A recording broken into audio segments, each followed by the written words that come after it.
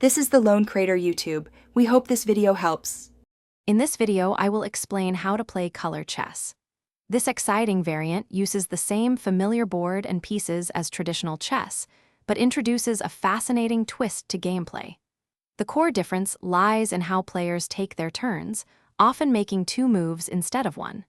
Your ultimate goal remains clear: strategically capture your opponent's king to secure victory, rather than aiming for a checkmate. Setting up color chess is straightforward, mirroring the classic game.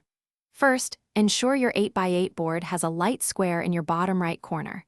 Then, place all 16 pieces for each player in their standard starting positions, with pawns on the second rank.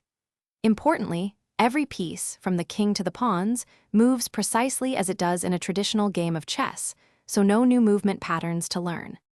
Here's where color chess truly diverges. After white's single opening move, every subsequent turn consists of two moves. For your first move, you must select a piece and move it to a square matching the color your opponent's last move ended on. Then, for your second move, you must use a different piece and move it to a square of a different color than your first move's destination. This creates unique strategic challenges. Capturing pieces works just like traditional chess.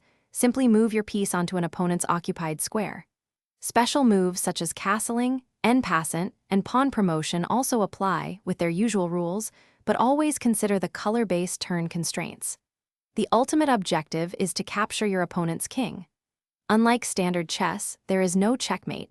The game ends instantly upon a king's capture, declaring you the winner. Thanks for watching.